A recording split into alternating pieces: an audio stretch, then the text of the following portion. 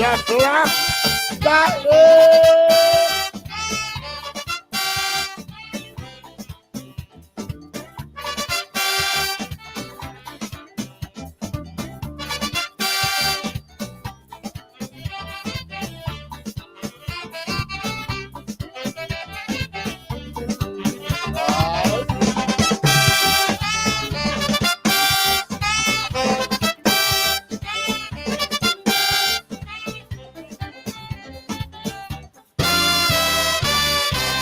Here's 400 years now and over. All them superpower trying to conquer Africa. Yes, they went up there with all the lust and the greed. But look care how much they try, they can't succeed. Yes, they kill and keep killing. But the more Africans they kill, the more they see coming. And they try and they can't make hands with Africans. Get back up the bag and it's back they gone to the land. Why? The warriors they gone down. It's the warriors we come. The more Africans that they kill. It's the more they see come. Chuchu! Zulu! Ashanti! Watusi! Chuchu! Zulu! The more warriors that they gone down.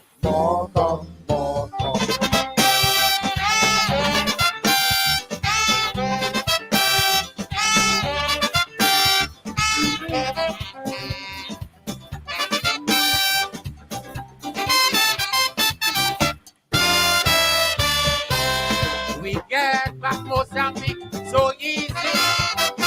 Zimbabwe and Angola are ready. And if it's one thing I saw, no whatever. Namibia and South Africa around the corner. Yes, it's one bounded from Hiroshima. And they get the whole of Japan to surrender. And in 200 years, Red Cloud and the reservation. But for 400 years, they still can't stop you Africans. Why? The warriors, they go down. It's the warriors, we come. The Africans that they kill. It's the more they see coming. Tutu! Zulu! Ashanti! Watusi! Tutu! Zulu! The more Africans that they go down.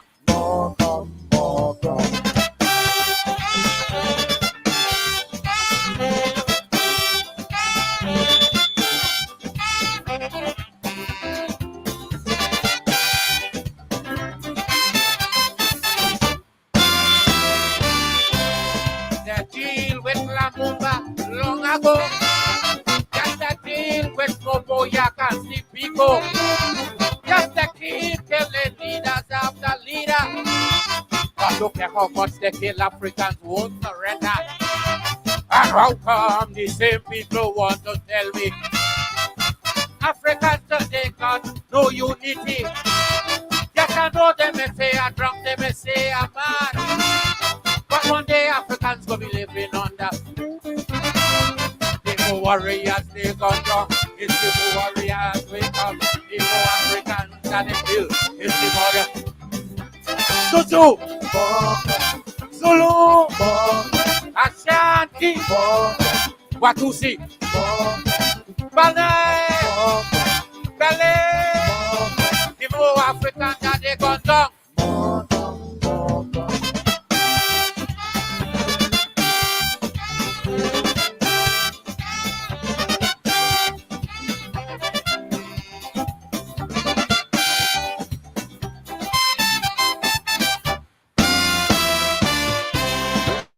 Yes, them have the gun and them have the bomb.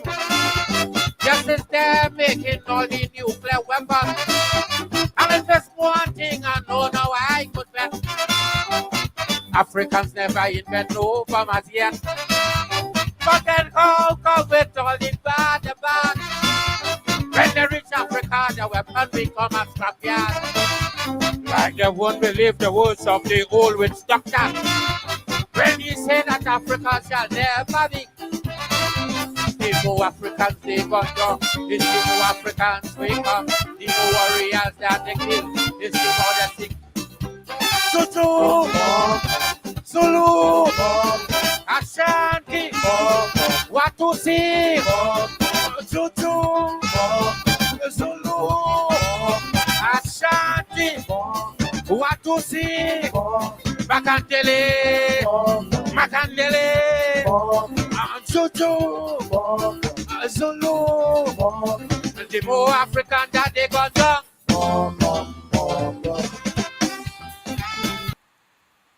Oh, yes. Oh, yes. Oh, yes. Calling all the nation, all them nation. Watusi, Zulu, Matambele, Yoruba, Karamanti, Hausa.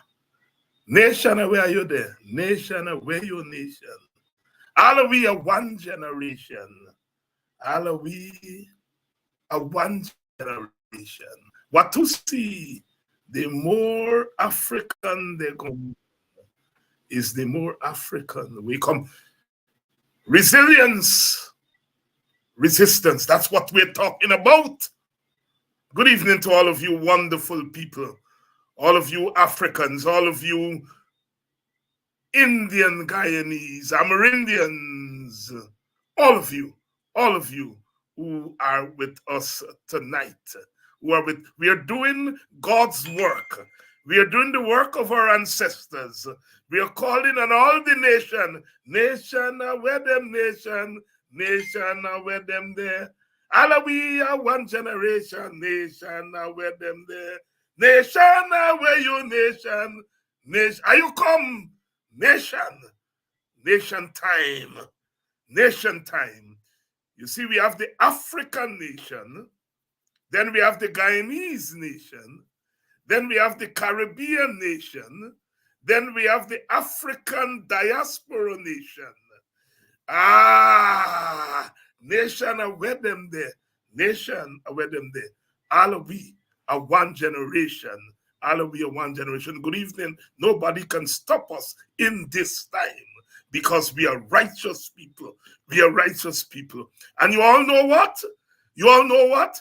We talking because we are building up our own narrative. Yes, Doreen, Medea, me like the nation where you the Medea. Are we there, sir?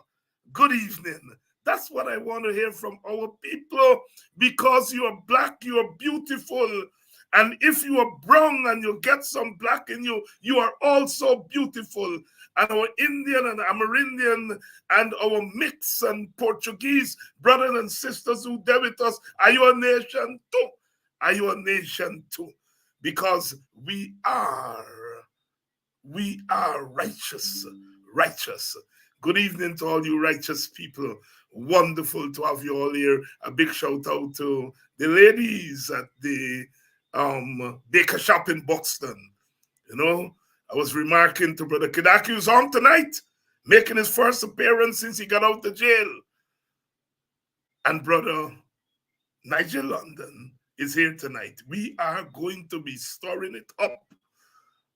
You all remember the old song, stir it up, stir it up, stir it up, stir it up. That's what we're doing tonight. They don't like the narrative.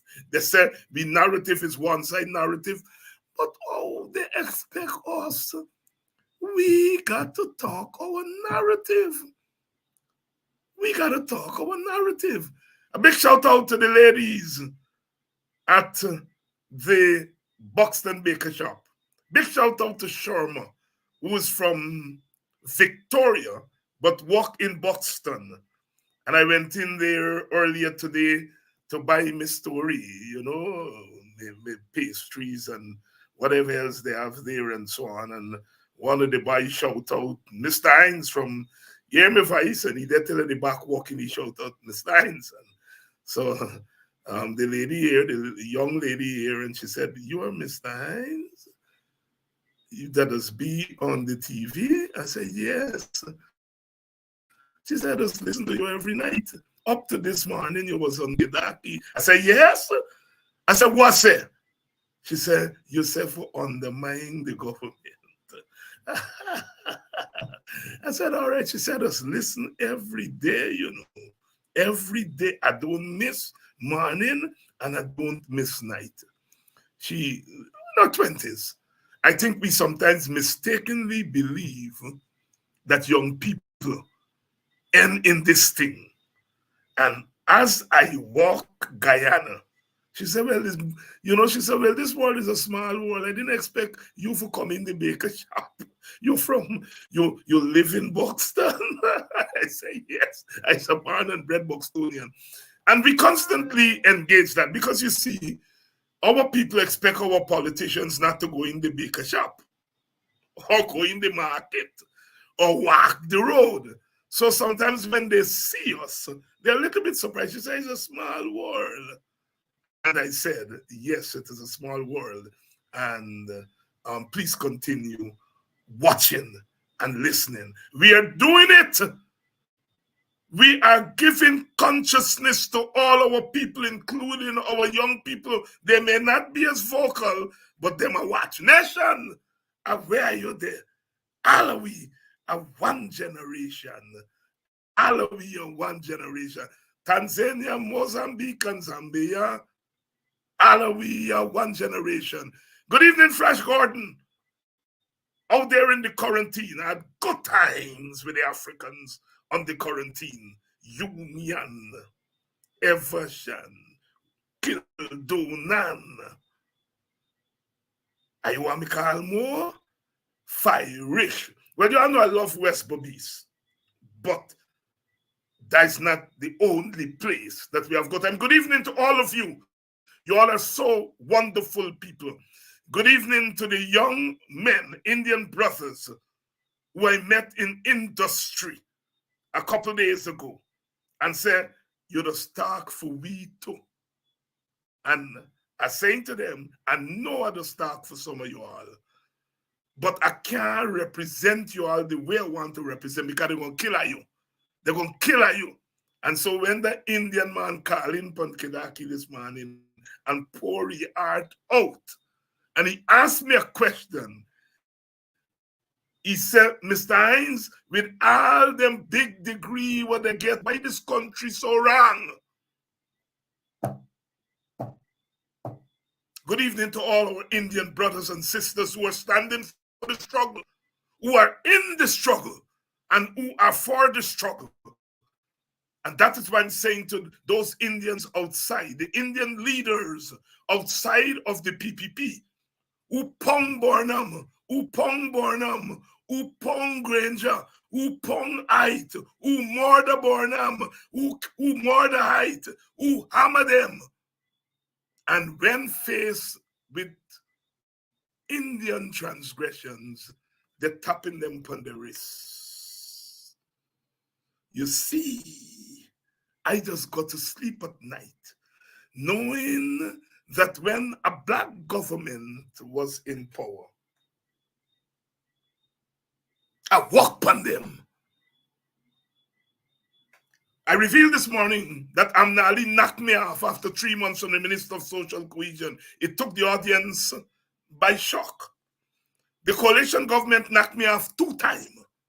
Amnali knocked me off from the Ministry of Social Cohesion after 3 months. I never get a knock-off letter. They just stop paying me. And she's reported to have said to people that he who pays the piper called the tune. She knocked me off because I said the 50% raise that they give themselves was wrong. And she knocked me off from the Ministry of Social Cohesion. And then I was at the Chronicle doing God's work too. I used to write the editorials carrying the government line, and then on the same day write my own column carrying me line, knocking the government when they're wrong. And somebody bigger than Amnali, me not call name, knocked me off too. The coalition knocked me off 2 times. But here is the story. Here is the story. And that's why I'm talking about the elites.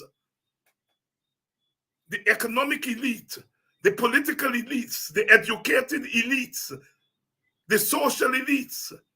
Elites meaning people who get disproportionately more of the resources than the normal people. That the little public servant got to worry she get knocked off from her job, she can't pay she rent. But you, the economic elites and the social elites, you all are independent of the government. You see, Amnali knocked me off. And then somebody bigger than she knocked me off from thing. But I had other means of economic survival. So nobody can control me. And the thing that beating Jack Dew on them is that I guess some of us don't depend on them for work, for nothing.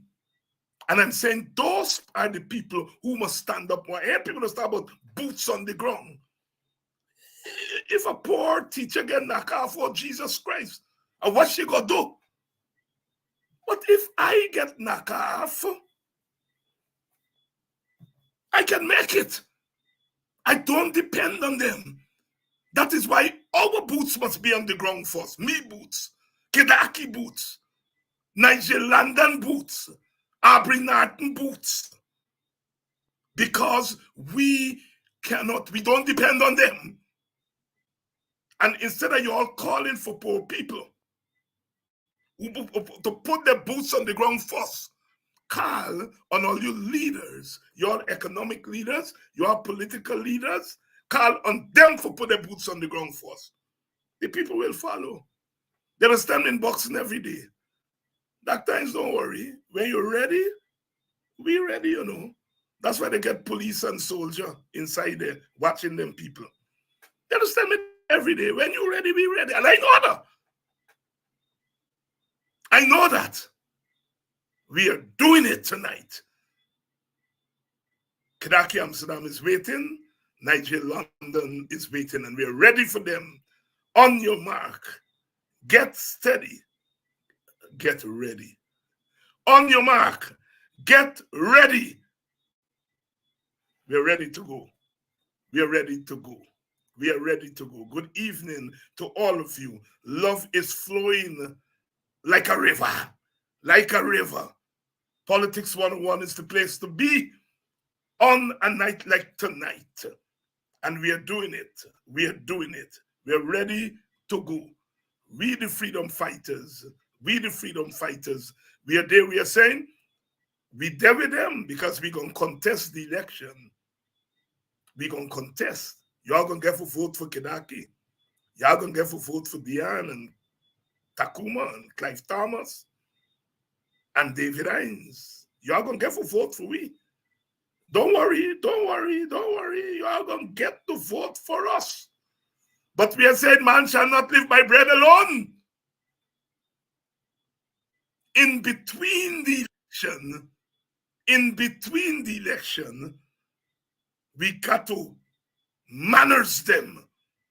And this government, you heard it, people that say, hold the government accountable. Hold the government accountable. Hold the government accountable. We don't want to hold the government accountable. We want to manage them behind. Manage them. And instead of we frighten them, they must frighten we. That's my motto. That's my motto. Let's go. Let's go. On your mark. Get ready. My brothers, you see when I get champions coming on the program, I just got take first drum. Get me story out of the way because when you are command, I have to fade in the background. Good evening, my brother warriors. The more African that they've gone down, the more African that they've gone down. They're coming still. They're coming still.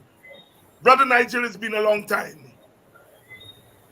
Greetings to you, of course, to Kidackie as well, and to all of those who are viewing. It has been a long time, but it's certainly been a wonderful time to know that there's still those who are in the fight, those who are standing strong, and to, of course, my brother Kidackie, I'm certainly grateful that you continue to stand. And we're yet to see the end of that which I know will embarrass the comedians on the other side of sense and wisdom. So it's good to be here. Brother Kidackie, I have been talking to you, but this is the first time you've graced my program in a long time. The first time since you get out of the jail, and you are standing strong. Good night, my brother. Good evening, Dr. Hines. Apostle Nigel. Good evening, viewers. It's a pleasure indeed to be here. Yes, I spent a few hours in detention. I don't know that I was in jail, and I don't accept being jailed. I must be as a bird. Right. Yeah, it's good to be here. And certainly, thank you for acknowledging the sacrifices. Um, they're necessary to be made. The title of tonight's program is Gold the Gate. And I'm trying to play on Watergate and all the other gates since then. Gold Gate. Here is the thesis I want you all to address.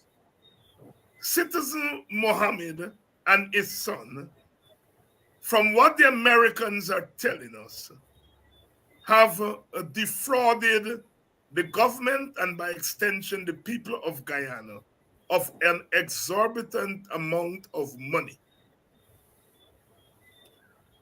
The Americans are also telling us that the government, that government which is created to prevent the Mohammeds and people like the Mohammeds from defrauding the government and the people of the country. And also this entity called the government that was created to prevent defrauding the people of the country. We have found out that this government is in collusion with the defrauders. And even when the defrauders became known to them, they protect the defrauders. We understand that they recruited the defrauders to their ranks. We understand that they use the state, officials of the state, to aid and abet defrauders. I am putting it to you, and I do so with great risk, because I just always remember Dudu from a village. Then the magistrate said, Mr. Sanko, I am putting it to you that you committed a certain offense. He said, you can't put nothing to me. You're not being there. But I take the risk and putting it to you all that the story, the crime here is the crime of the government that is a criminalized state, and that has turned our state into a criminalized state. That for me is the big story, and I am putting it to you all. Disagree with me, agree with me, rip it apart, but go to town. I will start with the man from Linden Town, brother Nigel. My thesis, what do you think? Thank you for your thesis, and thank you for being one who, more often than not, would share in my viewpoint. There's hope when one of your caliber can have the thought processes that I do. Because examining what the US would have said, and at the beginning of this, let me present as I always would do. I have very little interest in the United States of America representing me or fighting for me in any cause whatsoever. They have done more to humanity that is terrible than anybody else I know. However, the truth still remains that they, in their bid to, as far as I can see it, deal with certain elements in this country the way they should be dealt with, have exposed and brought to the fore very damning and dangerous, according to what the US ambassador said, a preponderance of evidence would have been had, and they brought this to the people in reference to the conclusion they would have drawn. What is of greatest interest to me in all that was said in that report is that it included government officials, plural, not singular. They did not speak to one individual alone. They spoke to government officials, which has to be more than one. It therefore tells me that the United States of America Treasury Department, and by extension the FBI, and they're all interconnected, they have become aware of the fact that the government officials in this country are corrupt people. It goes beyond the private citizens. It has now spiraled into the lap of the government officials. They did not say except the president or except Jaglio or except anybody. They said government officials in general. So it now behoves Jaglio, Irfan, and anybody else to try to even take the risk to say that their hands are clean and they will prove to the US that the government is not corrupt. That's the part I would like to see. But Guyana, by extension, or for the longest while, I've said it for years, this society at the top, what we call the top tier of our social strata, they are most corrupt. The PPP is known for being the most corrupt set of people. I've often said this, that when I examine who surrounds the likes of Jagdi, what kind of elements and creatures and what kind of characters he has around them, they are known for being corrupt, vile, degraded, decadent in their morality and everything. And these people are some of the worst that you can find. What makes criminals so attracted to this man? That's a question our guys should ask themselves. What makes people of a certain disposition so easily gravitated towards him and that party? What makes people so easily gravitated towards him and to that party? Kidackie, Amsterdam, the PPP has criminalized the state of Guyana. What do you think? Well, the PPP has not criminalized the state of Ghana now. I think it's known, it's widely known that the PPP of past, save and except the 5 year that the AP and UFC was in government, had criminalized the state. As a matter of fact, the US again had made several statements indicating that the state was criminalized. Guyana was at the top of the cocaine export business in that previous PPP government. They were being sanctioned under the FATF, financing of terrorism and money laundering and all of that. They had lost what they call it, correspondent banking facilities and all of that because of the integration of the state with criminality. So it's not now that that is known. But let's fast forward to this period, this quote unquote new PPP government. I certainly agree that they have continued to criminalize the state. A lot of people might be looking at the recent reports from the US Department of Treasury in terms of the 50 million US, I think, that the state or the US says the state was defrauded by the Mohammeds.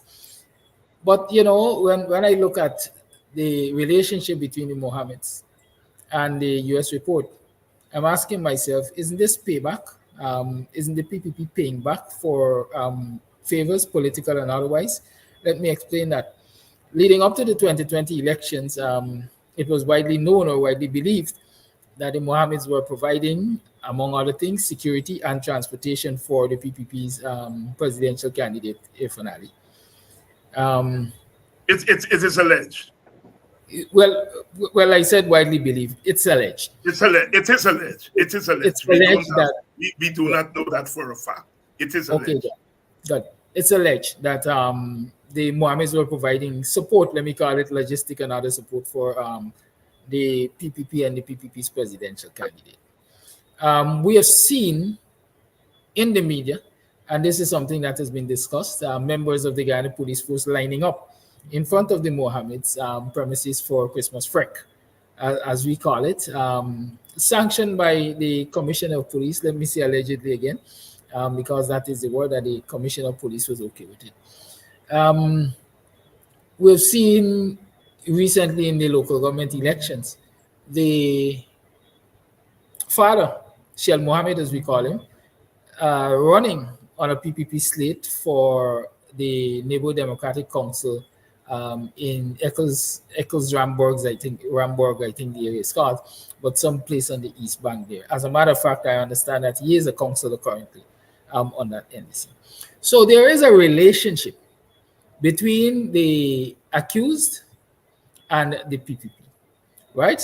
We've seen photographs also of the sanctioned permanent secretary going on hunting another expedition with the Mohammeds. It is So alleged. It is no, alleged. it no no. It is alleged. Okay, it is I alleged. do It not is want, alleged. Those I do photographs are not public, want but this it is program alleged. to be used as Those I pose the question, Mr. Amsterdam. I pose the question about the state because I want our focus to be on the state. I don't want this thing to be about the Mohammeds. The Mohammeds are accused, and a lot of things they are alleged of. But I am saying the culprit in this, the primary culprit, is the government that is using the state, and that is what I I want to keep the focus I on. am establishing, sir. I'm Yeah, establishing the relationship between the government and the accused yeah. to show where the government is complicit in what has taken place. It is also alleged that when the son of the Mohammeds bought one of perhaps the world's most expensive car, I can't remember if it's a Ferrari, it is alleged that that vehicle was allowed duty-free concessions. Yeah, Right? we So have I'm heard all of that, and okay, I really, Dr. Brother Hines, Kidackie, I Dr. really do Hines, not want my program to be used to recount the Muhammad story. I really Dr. want to Hines, stay it's away I from I who speak in this. context. Sorry, I Hold on, always hold speak on, in hold on, context. Kidackie, hold on. I do not want this program to be used as any kind of thing on the Mohammeds.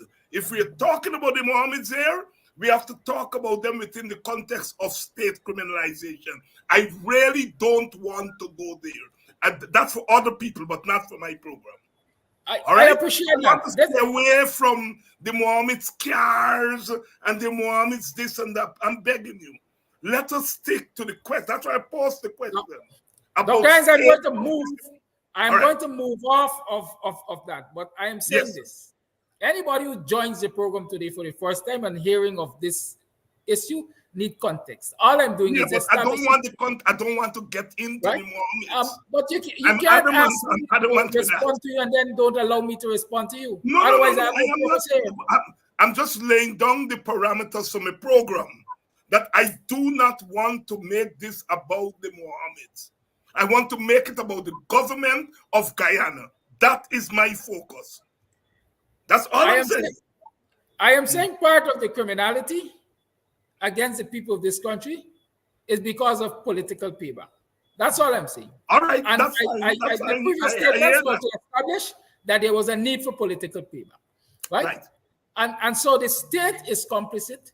The state is like we said is in bed and has allowed this kind of abuse of the state resources and everything because of the need for political payback, right?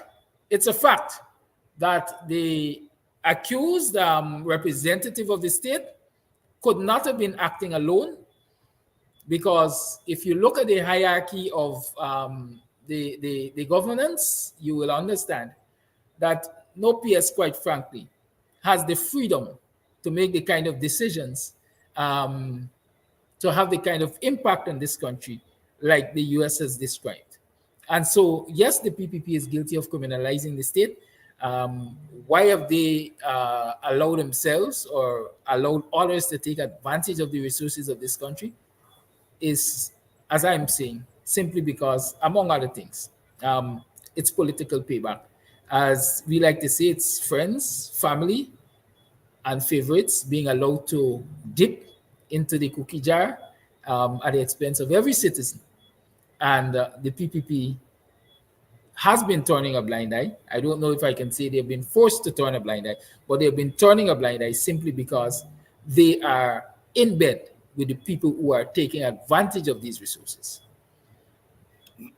Brother, thank you, Kidackie. Brother Nigel, uh, when let's talk. When you have a government that is prepared to go to this level of public corruption and to use it not just about doling out favors to the friends and family, but really use it as a form of governance, because I think that's the key here, that Yeah. this is part of the governance of the PPP. I mean, every government in the world, I'm sure, would do a little favor here, a little favor there, and so on.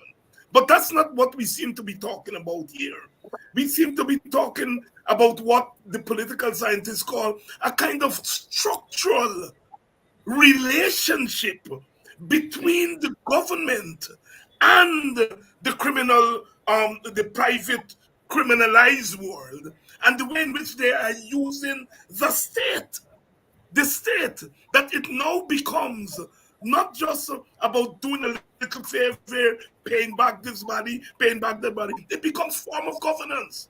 Am I wrong? No, no, you're not. And what I would have addressed at another forum is my concern about the fact that it's become so normal. You see, that's my bother. When it has become normal to Guyanese, as though that's nothing strange. It's acceptable to some extent, and it has somehow become a part of our lifestyle in this country, where people don't have an issue with it to the point whereby they wouldn't complain, but they will honor that which is being criminalized by the state, or allowed to be a criminal conduct by the state. When we have got officials who, based on their political position, they have the means of addressing certain matters that they know are criminal. And instead of addressing them, they become beneficiaries of the same. That's what US is saying, that you have benefited based on your government position from criminal conduct, which makes you criminal. Because the law is clear. If you want to benefit from anything criminal, you know about it, then you're criminal. And I, over the past few days, have been saying, okay, let me see who would pop up to say, oh, I'm aware of this. This is wrong. I condemn. Condemnedly so. You're not hearing those words from our lawmakers. So if the lawmakers, who are called legislators for those viewing, are incapable of condemning what the US said is criminal. Hold on, let me go further if I can, please. Jack Dio said to the US, send us the evidence, and then we'll investigate. Now, where does this man find his reasoning from? We have officials in this country who are under his authority, and he's asking somebody outside to send him some information, evidence, and then he could deal with them in terms of investigation. So why do we have Blanham? Why do we have all of these people? Why do we have what they call the people we have to integrity commission? Are they not supposed to disclose their assets and report to this commission? The US said your party people would have benefited. The government officials have benefited. They also spoke to public corruption, Dr. Hine. When you have public corruption in a state, it's because the state officials have somehow allowed the public to become poisoned by corruption as well. So you're not. Yes. I am very concerned about what has become normal for our country. Very concerned. Yes, become normalized. And can I come back to you? Now, here's the reason I'm not trying to focus on the individuals, the Mohammed and the cars and those kinds of things. Because the other side is going to say, in the coalition government, X person, they buy a new car and say, and they tell you down to that. That's why I'm trying to raise this from favors being done by governments, because all governments you can point to did favors, and they'll tie us down to that. And that's why I'm trying to raise this to the level that is something unprecedented in the history of governance in this country. It's the extent to which the state, the government, and the state have become so intertwined in corruption, and it's now become normalized. So that a new government comes in, will either have to overturn the old system or continue in the same system. That what we have here is really systemic corruption, with the state not being a hidden hand, but being exposed.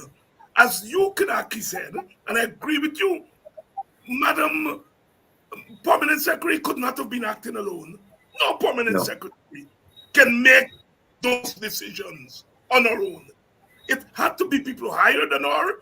This has to be a network, and it's dangerous. because it endangers all of us. Because when the state becomes criminalized, we depend on the state to protect us. And the state becomes criminalized, it can't protect us. We are now living the life of the jungle, you see. And this is most dangerous. And what bothers me, and I'm putting this question to both of you, starting with Kidackie, what bothers me is that our legislators on the opposition side, our political leaders on the opposition side, don't seem to appreciate the enormity of what is happening today, yesterday, what is happening before us. And they themselves, if they're not careful, will become consumed by this normalization of criminalization, Kidackie, Amsterdam. Dr. Hines, at the risk of taking flack, I'll say this. Many of them, most of them, or all of them perhaps, are already consumed by this normalization.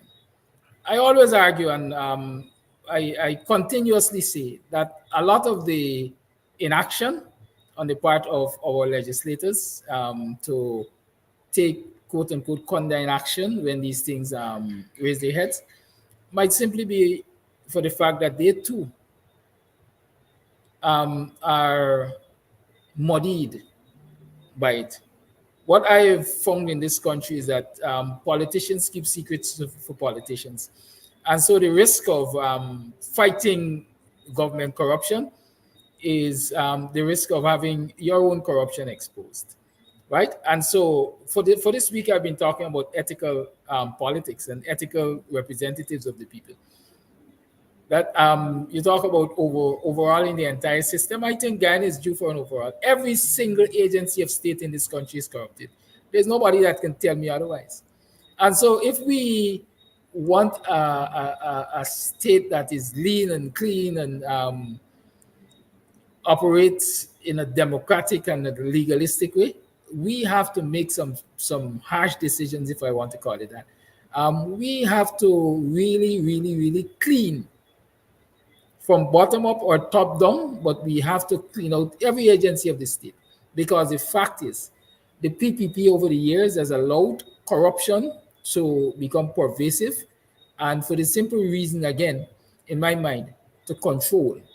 Because if you know a permanent secretary, for example, is doing corruption on the down low, that is information that you can use to control them. If you know a commissioner of police or assistant commissioner of police that is doing corruption on the down low, that is information you use to corrupt them.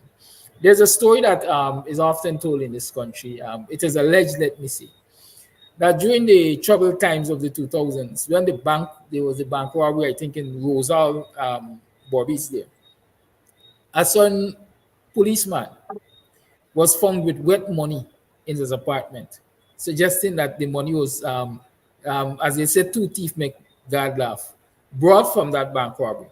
And they found the money in his home. And it is alleged that Barjag will say, yeah, left the man with the money. Yeah, left the man. Yeah, don't punish the man or anything. That money is insured. The bank can get back the money and thing.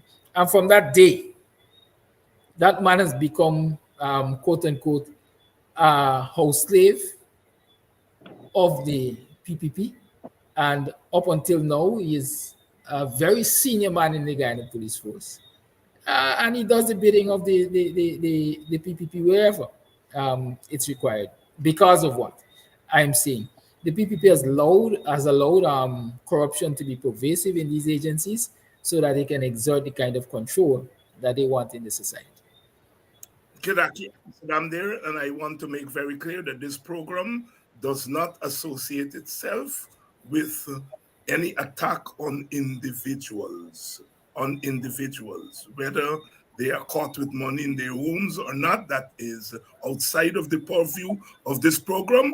We concentrate on the body politic, on the state. Ingrid, I noticed some Ingrid V. I noticed some very uncomplimentary comments being made by you. Please do not. We want to make this program an example of what Guyana could be and should be.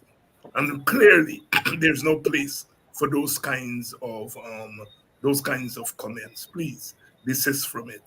Um, Brother Nigel, this thing about our opposition politicians not recognizing the enormity of the moment before us. Is that itself, as Kidackie suggesting, that the normalization that you are talking about, that it has already stepped in?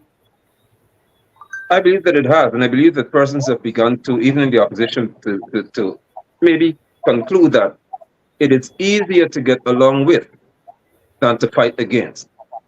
And you're not seeing, or I'm not seeing, a confrontational approach to corruption.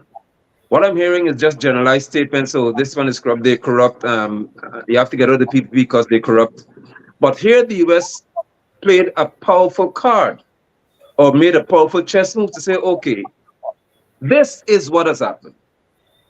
They didn't just name private individuals. Let's focus on that, as you're saying, please. They mentioned not just a single individual alone either. They said this person, along with government officials, are involved in a corrupt practice. We have a preponderance of evidence. These people have been involved, and through this person, this has happened. I would have expected that the opposition would now say, aha, now we have what we need. We are going to render, as Jagdeo said, this country ungovernable because the USA corrupt. And now we're going to approach US and say, we are prepared. I'm speaking as the opposition should have said. We're not prepared to step up here and end this if we have to now, because we cannot share this pie with a corrupt set of people. They haven't done that because, in my view, the normal way of functioning now is that if I am to attain anything, it would not be by the normal, legal, and proper means. It has to have a dipping of corruption, a little drop or two of corruption, and then I'll be okay. And that is becoming the norm of our society. And when you have got the tentacles of corruption, which in so far, in my view, that at the legislative level, at the House of Assembly, at the parliamentary level where there's an administration side and there's the official opposition side, and the opposition can't address it in a manner that would give Guyanese hope that they prepare to fight it. In my view, they have been in some way poisoned, or they are afraid to step up and do what they have to do. And that bothers me greatly. Kidackie, have we reached the point where the opposition could, at the very least, move towards a vote of no confidence in the National Assembly? Certainly, certainly. As some people say, that's a no-brainer. But the kind of disclosures that the U.S. Department of Treasury has made, and all of the happenings that we have witnessed for ourselves in this country, there is no doubt that the opposition has enough fuel, I would say, to light the fire of a no confidence motion against this government. I know there are many who might say that the speaker is not going to allow it and so on, but the onus is on the opposition, representatives of parliament, to table that no confidence motion and let the world see what the reaction of the speaker will be. Brother Nigel, no confidence motion? There needs to be not just a no confidence motion, but there has to be action outside of the House Assembly to show that we have no confidence in this corrupt cabal. And what does that call for, as you would have spoken to? Undermining. So people get nervous when they hear the word undermine. It means to simply weaken the power that one has. We, as Guyanese, if you could see that this is a corrupt group of individuals, then by all means you have to weaken their power, because they're using that power to facilitate ill practices, corrupt practices, and embolden themselves to say to the extent, listen, we don't care what you say, we do what we want. So yes, a no confidence motion would be a healthy thing to do. But I believe that Guyanese must have no confidence in this administration. Now, once it gets to the people, the masses in society, we don't need a vote. And that's where my heart is at this time. We don't need a vote for this, because we as the people are experiencing enough of the corruption in reference to what we're seeing, to say to the opposition side, even if you don't move this motion of no confidence, we don't have confidence in them. So we'll do something about how we feel. And this, because if I can share this with people, there's a figure of 139, let's say 140 billion Guyana dollars that GRA would have been accused of, would have been said, oh, they've defrauded the state of this sum of money. Just about. Now listen to me, man. Guyanese, hear me carefully. Our budget used to be less than that. Is that not enough to anger the average Guyanese to say, well, okay, if an arm of the state cannot deal with this matter as they would deal with a smaller business person, then the state has corruption has to be addressed. Because if a businessman at a lower level has $2, $3, $4, $5 million is questionable, or you'll have agents going after him and say, you have to account for this, or we're going to charge and do all kinds of things to you. We're going to fine you. Now, somebody say, oh, we have something for you all. Over $100 billion we have to account for. And the GRA is saying, well, we are going to launch an investigation if we have certain bits of evidence. No, I want to see enforcement show up and say, no, you're under arrest, because that gives me confidence in the arms of the state being at work. But they can't work. They cannot work because no confidence is had in any arm of the state, as Kidackie would have said. I have no confidence in anybody when it comes to their ability to investigate and to prosecute. No more confidence left in any one of them. No more confidence left in any one of them. You know, a couple of things have come to my attention that I want to get your comments on, brothers. One of our viewers drew to my attention some developments. Her grandson, who apparently is not feeling well, and has been shunted from hospital to hospital, from one hospital to another one to another one. And nobody seems to be able to find out what's wrong with him, even though when the family spoke to people with medical knowledge, they point immediately to what the problem is. But in shunting from hospital to hospital, the family is paying money every time they go to hospital, every time they come to see a doctor. And I point to that example as another form of corruption that has become institutionalized, the way in which they're taking advantage of poor people. You know, there seems to be this official and unofficial network. Kidackie, and then I come back to you, brother. Have you all heard stories of that? And what does it say about, again, an institution, our healthcare system, how compromised it has become to corruption? Well, again, Dr. Hines, I hasten to say that the state is aware of these things, and the state, the political heads, let me say, allow them to have them because they want to continue to exert control. I've heard several of those stories. Just early in this week, I featured on my program, I think yesterday to be exact, someone who had an issue where a young lady died at the Georgetown Public Hospital. She encountered difficulties. She went to the public hospital. She was given a long date. She went to a private hospital. She met at that private hospital with the public hospital specialist who told her the cost would be $5 million to do the surgery. She said she didn't have the money. He referred her back to the public hospital where she met with him. He gave her 3 months, I think, before she can get the surgery. She died before that. Somebody, I don't know if it's the same person who sent you information, sent me some information that they have a child. I think the child might be suffering with appendix, that went to a public hospital. The public hospital referred the child to the private hospital. In fact, the public specialist referred the child to the private hospital, where that public specialist operates. Long and short is, right, the level of corruption in the society is no doubt organized crime, and it is allowed to happen because the bigger heads are not concerned, or they have no clue. A lot of times, That's what I'm saying. They have no care in stopping it.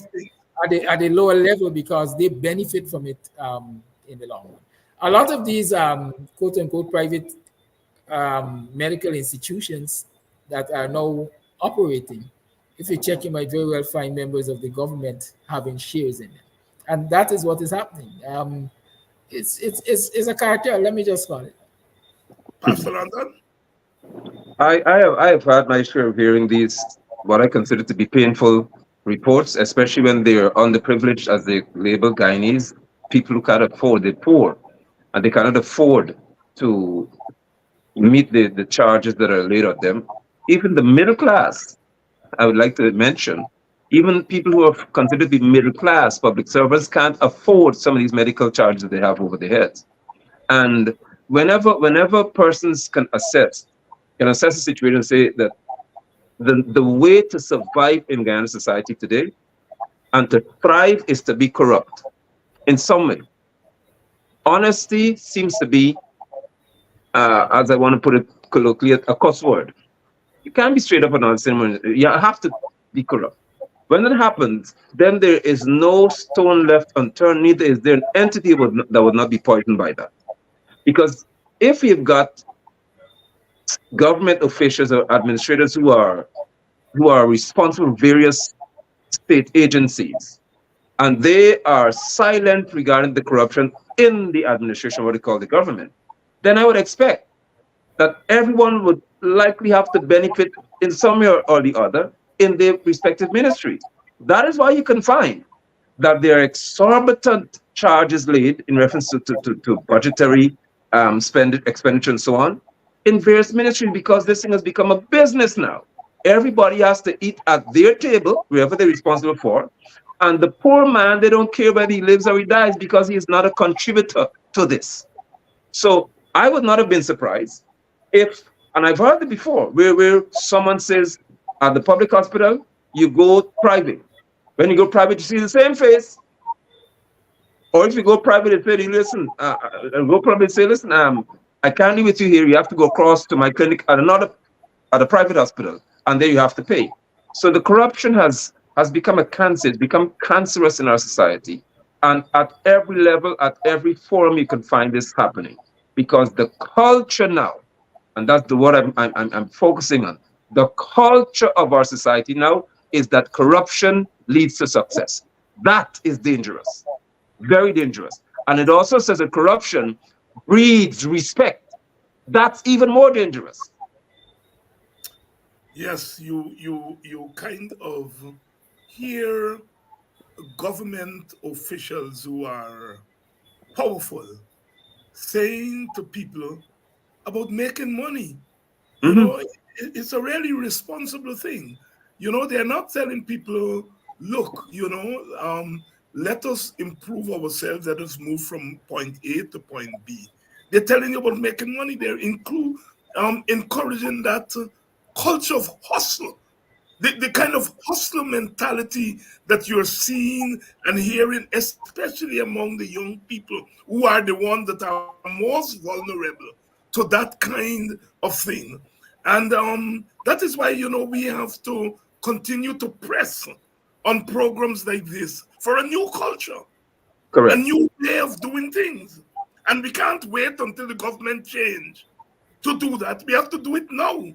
Because if we wait until the government change, they corrupt the entire society. And when the new government comes in, it can't govern. Because it is, and that in itself leads to authoritarianism. Yeah. Because the new government comes in and feel that the way it has to bring about change is to harm people and to, bully people. You're doing wrong, bully you. And it leads to that kind of authoritarian culture. That is why we have to nip it right now. You are watching Politics 101, Kidackie Amsterdam and Apostle London are here tonight, and we are talking about corruption in the wake of the US revelations of a corruption ring and which the government is at the center, not on the periphery. The government is at the center of this. What is interesting that I find here is what we would say in the black community, a nice bit of a girl is being used as the face for this thing.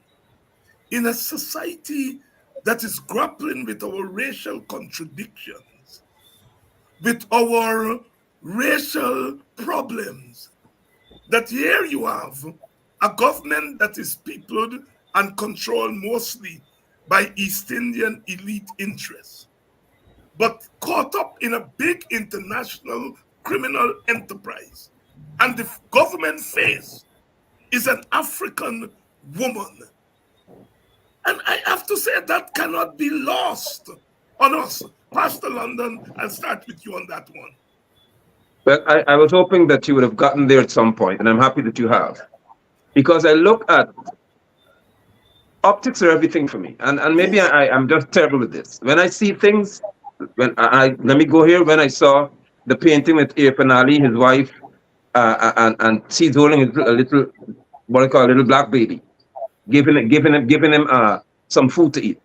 I was enraged. I spoke about it ad nauseum. I was livid because I said, how could you portray the African as the poor one who wants food from Ali's wife's hand?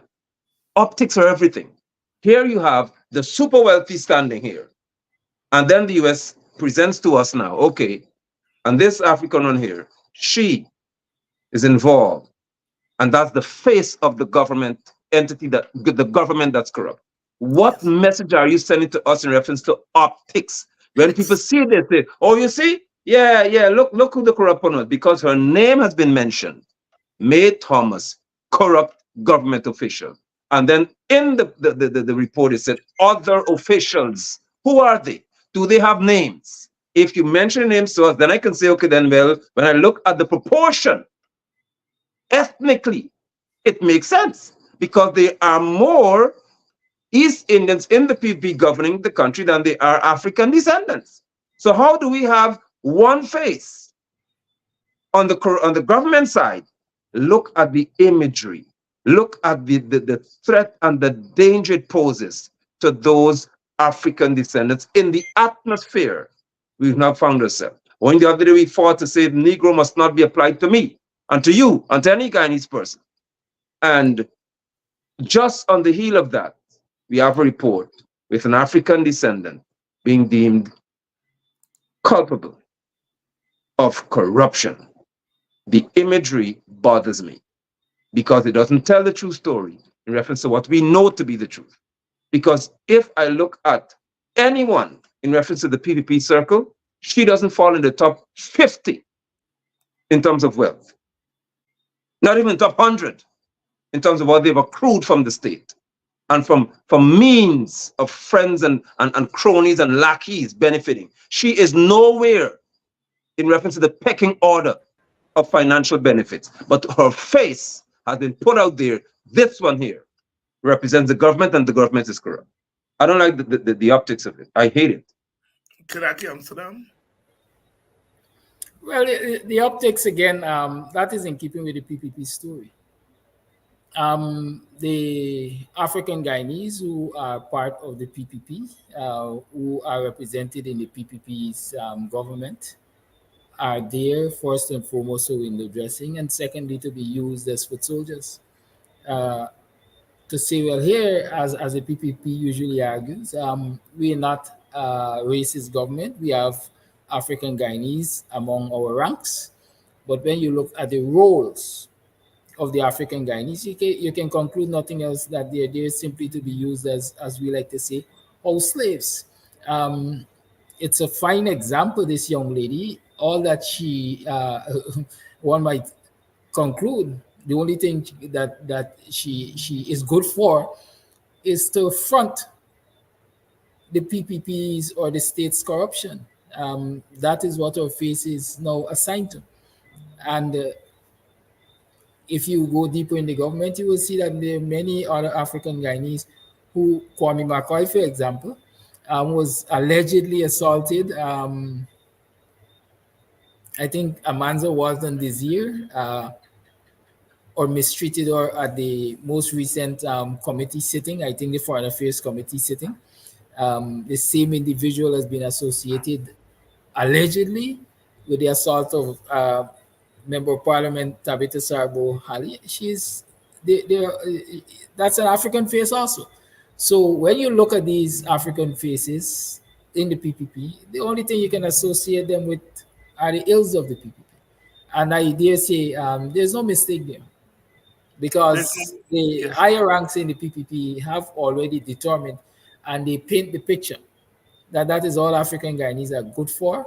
They were utterances that the only thing we will be able to do is yard work and collect garbage. And so we are made to peddle the garbage. My brothers, I've been toying as to whether I should ask you this question as we wrap up our program tonight.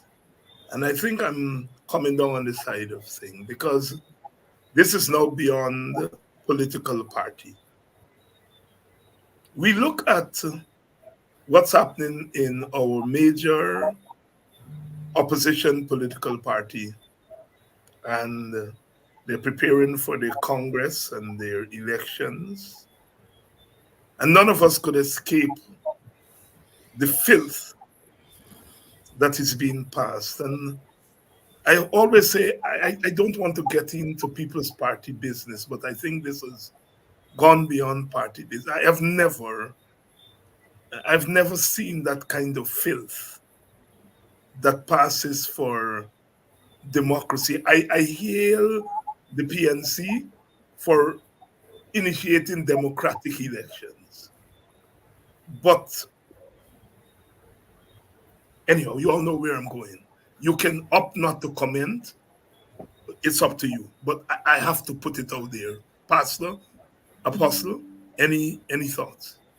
I do have thoughts that are quite concerning, very deep, and again, there's a direction in which our nation is headed that is very dangerous for the future generation.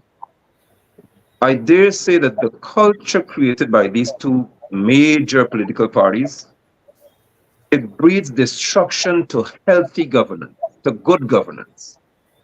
I observe the accusations and the defense, and then the member, the parliament came out and she said, well, whatever said is so. She issued a statement.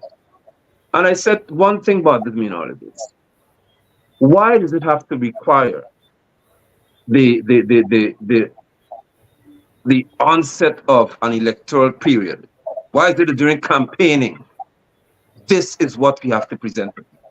What if I know it? I could tell you, and I'm grateful to ask this question because it's time for us to really consider who we are as a people. If I were to sit here with you tonight, Dr. Andrews, and say, you know what, as one who leads the people's movement, I will be involved in 2025 or whenever the elections come, general elections. I would indeed represent the people as they would have asked me to, and should they elect me to serve, I would. I promise the people of this nation that within 20 minutes of my saying that, you'll see something about me. Oh, I did this, I did that. Because it has become our culture now, whereby you have to seek to destroy individuals, however you put it, in order to step up to a higher realm, be it economically or politically. That is dangerous. I cannot allow, though, the official leader of the opposition to sit quietly and just proceed as normal. The upright thing to do is to remove yourself and say, I give myself to a thorough investigation so that my credibility can be protected. I close by saying this, brothers.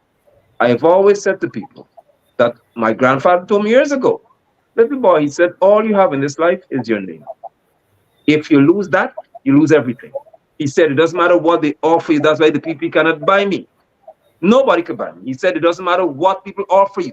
If it will cost you your name, meaning your reputation, forget it. There's no office in this state that could be more important than my character and my reputation. So if it requires my going through this to help to lead my people out of that, they'll stay in it. Because I don't have time to play with that nonsense. And there should not be this culture in our society where this behavior is acceptable. Preachers have two finally. So one more finally for me. Where in this time we could see that this is heading down a road by I don't believe that we will recover easily from it as a people. I don't have the party as a people. This has gone beyond party here. As a people, where a mother could say, this was done to me 10 years ago. And society is saying, well, you should have said something before, and you should have done that. And somebody said, I don't care what you say, I'll support this. And we've now put our morals on the line. Are we going to just kill each other, even assassinate our character for a piece of the pie? Think about it. At what cost will you destroy one another to gain power to lead the country? At what cost? Kidackie, Amsterdam. Let me start by saying the most recent allegations are serious. Allegations of sexual harassment and rape and all of that, abuse and all of that. They're very, very serious allegations. I don't know when these things happen, but my first reaction is that they should have been reported to the authorities as soon as they happened, or at the earliest possible moment and dealt with. Looking at the impact of all that has been happening, not only these most recent allegations, but all that has been happening leading up to the Congress of the party and all of that, and this fight for leadership, I have one conclusion. All of the people that are fighting for leadership, none of them has love for the people they represent. None. They're all about self. Because in my mind, I don't see that any of them has taken a step back and ask what will this do, quote unquote, to this big party that is supposed to represent all these people suffering. What will this do? Will it strengthen us? Will it give us a better chance of removing the oppressors? Or will it just destroy the chance of removing the oppressors and therefore leave our people to be further oppressed? I dare say here again, once again, I do not believe any of them have a love for the people that they claim to represent and claim to so love, because all that we have seen so far is selfishness. Selfishness. And quite frankly, I'm not sure what the necessary alternatives are, but the Guyanese people, especially in this instance, the supporters of this quote-unquote major opposition party, I should say, we will just banish you, all of you. None of you fit to lead. And so let's look for an alternative. Is WPA the alternative? Perhaps. I rest my case. Sorry. Please permit me to do, please. Yes. We speak to corruption here again, and this it came to mind, and it'd be remiss of me not to address. In the midst of all of this, yet again, even the gatekeepers of morality are quiet. Again, that's what corruption does to society.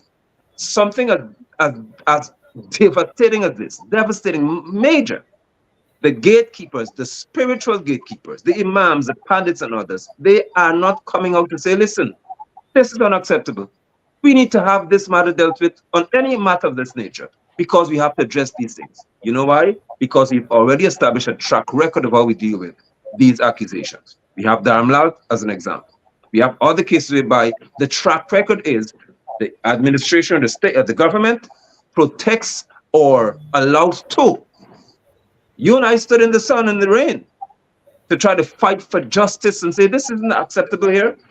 And when you find a corrupt society diving so deeply that even the integrity of our women and men no longer becomes priority, is no longer important enough for us to all stand and say, we want what is right across the board. We are dangerously poised. We are in a very, very dangerous position as a people.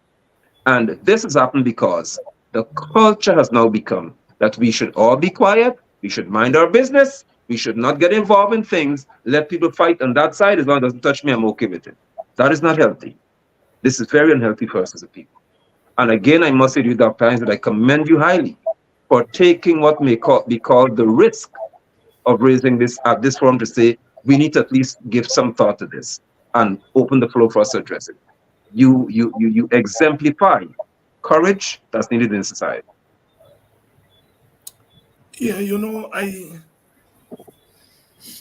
I know what we are trying to do here is to create and build an alternative world in our Guyana, something for those young people, many of whom I am reliably informed are watching us now as we speak.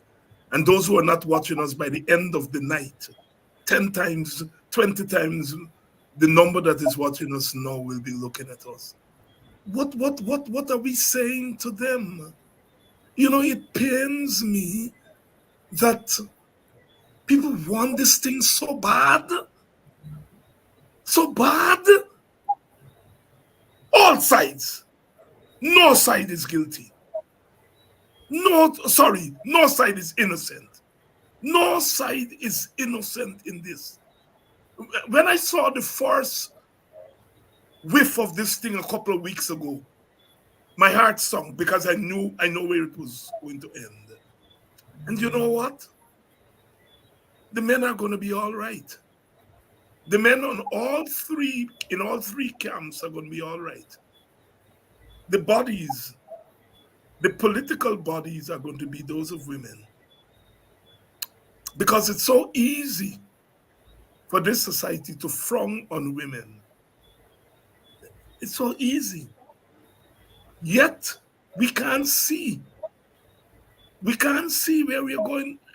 I am concerned about all Guyanese. But I'm particularly concerned about African Guyanese because they're under the gun.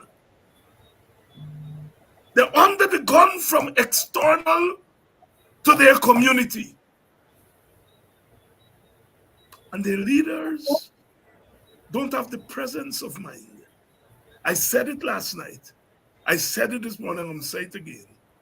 Those three people need to lock themselves in a room.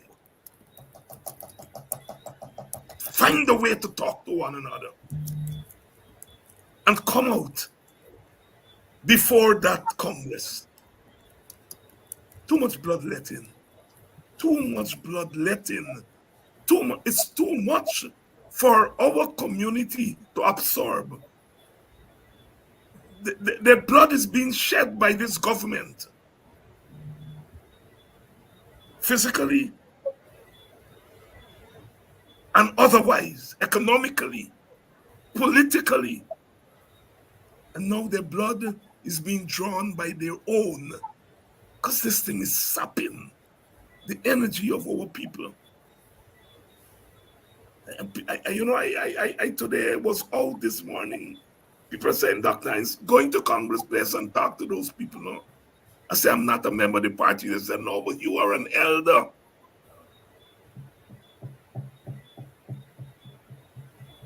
Your closing thoughts, my brothers, starting with you, Pastor, Apostle. You're muted.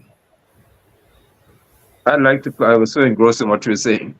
I'd like to close with thanking you again for being indeed what the youth would call an elder. And I pay attention to when the younger people would approach, well, I'm now 50, so I guess I'm qualified to be an older man. Yes. But they'll approach us and they'll say, I look at you, I listen to you, I like what you're doing. And these are teenagers, these are 20-year-olds and 25-year-olds. And the people who would assume have no interest in what is happening around them. And I am pleasantly surprised and truly heartened to know that they have an interest. And the interest is in representation and good governance. They want to be represented in the right way, and they want to be governed properly. The other thing that gives me a sigh of some hope here, a ray of hope, is the fact that I believe that there are more people in our society who are given to propriety than they are those who are corrupt. What you ended this broadcast, this program with, lends itself to us being far more pensive and a bit more cognizant of what is at play in our nation.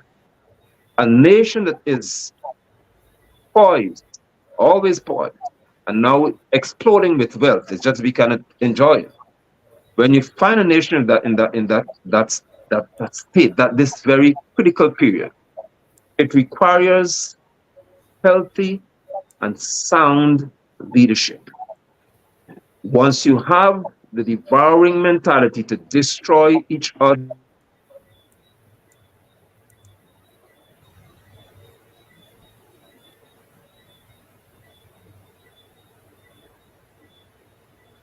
at all costs, PPP, or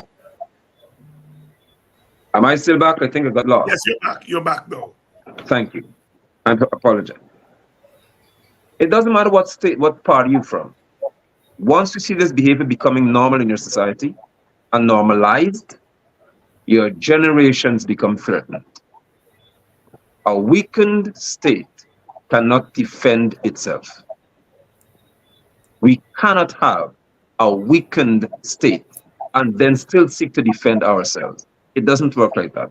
In any arena, if you are weakened physically, your body is subjected to destruction. We can't let this happen to Guyana. We need a different Guyana. We must have a different Guyana. Our children deserve a different Guyana. Thanks to you. Thanks to you, Brother Kidackie. Always a pleasure to be here with you. Kidackie, your thoughts? Well, in closing, I want to remind myself that there's such a term as a Pyrrhic victory. I am asking the contestants for leadership of the PNC and by extension leadership of Black people and by extension leadership African Guyanese leadership of this country to understand that there is such a thing as a Pyrrhic victory and ask themselves if the price that that we would pay for them to win this leadership battle is worth it, and what will be left for them to lead when they finished tearing each other down. That is all I want to say. Nothing else. I just want them to ask themselves that.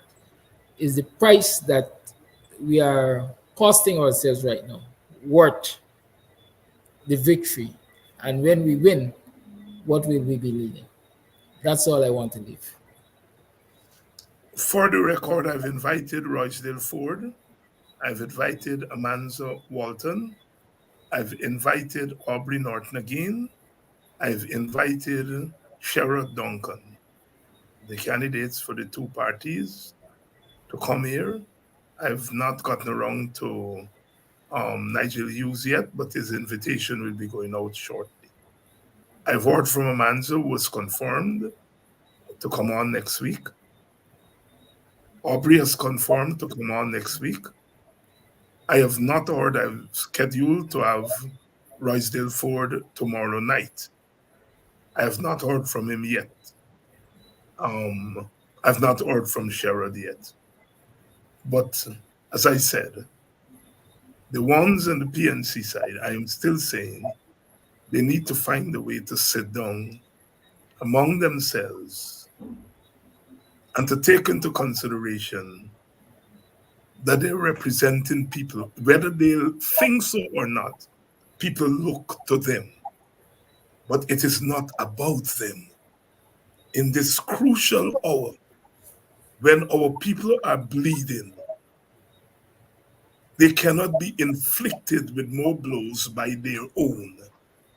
By their own. By their own. Martin Carter says all are involved. All are consumed. My brothers, thank you all very much. Thank you all very Thank much. you, viewers. Thank you, Dr. Hines. Thank you. We continue to continue. This too will have to pass. We shall overcome. We must overcome. We must overcome.